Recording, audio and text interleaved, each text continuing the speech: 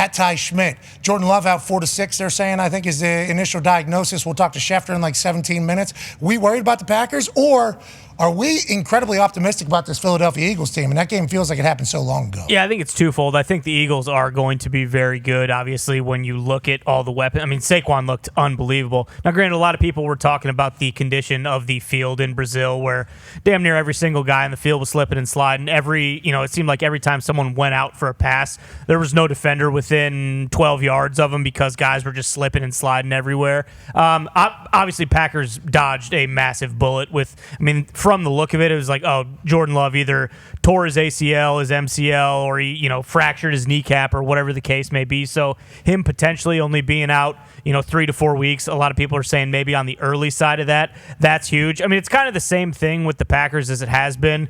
They dominated the first half of that game. They kicked field goals in the red zone instead of scoring touchdowns.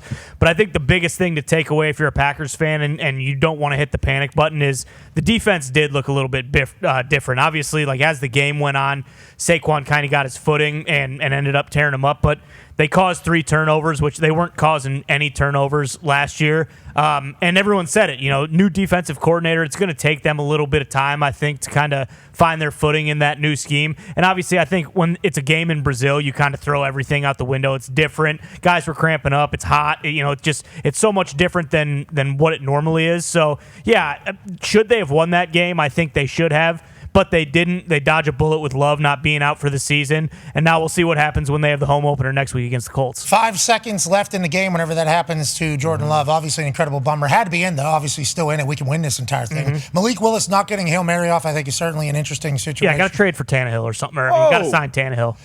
Not a bad Full idea. panic, okay, potential. No, it's just you were never expecting Malik Willis to have to take. They traded for him. They did. They traded for him. Yeah, They did. They traded for him. Yeah, exactly. Hey, sit your ass on the bench, learn from this guy, and then maybe we could trade you for like a 4th-round pick. You only saw 4 seconds of Malik Willis. And that's all I needed. We cannot have that guy taking meaningful snaps in week 2. Just can't happen. Can't happen. Gotta stay alive until Jordan gets back. Exactly. Got to win at least 2 of these games. Malik, we would like to let you know, we think that's incredibly unfair for him to judge you that way.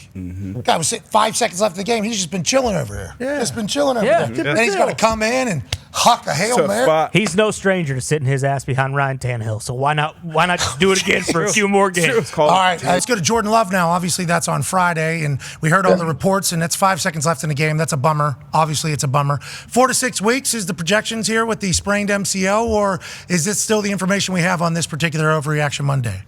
I think it's going to be less. I think it's going to be closer to 3 to 4 weeks, and it depends on how long it's going to take him here. They'll see how he recovers, but I think the worst case was averted. Like, it could have been bad. You see him go down. Jalen Carter wraps up his leg on the left side, you see, and he goes down, and it was a bad look, but the test showed sprained MCL. That's probably 3 to 4 weeks. He's going to push to come back. If you look at the schedule, I think in 3 or 4 weeks, they play the Vikings at home. And again, we'll see how he recovers here, but that would be, I would think, a logical timeline and a logical spot for him to try to come back. And they're in an interesting situation here now because they traded for Malik Willis during the summer. They had Sean Clifford. Sean Clifford didn't play particularly well during the preseason. They cut him. They signed him back to the practice squad. They traded for Malik Willis. They got those 2 guys, and I think that's going to be the short-term plan here is to lean on those guys. I don't know how they're going to decide to do this yet. Maybe you play a combination of both of some sorts. Who knows? But great. That's good. That's good. Well, they have different skill sets. So, I don't know what they're going to do with that, but they're going to be without Jordan Love, I would say, multiple weeks. If I had to guess, it'll be 3 to 4 weeks. Shefty, I'm very lucky to be around a Packers owner every single day, also Iowa Hawkeye fan. And earlier today, he said they need to sign Ryan Tannehill stat. They need to sign him yesterday. Is that even a possibility, you think, in the Green Bay Packers' eyes, or are they sticking with who they got? Well, they always could decide to go to him. My understanding is I don't believe they've reached out to him. And not only that, but I think Ryan Tannehill wants a situation where he can go in for a season and be their guy for the season. This is a few weeks we're talking about. And to get Ryan Tannehill to come in, he's going to have to want to do it. He's going to have to be paid to do it. He's made a lot of money. It's going to have to be the right situation. Got it.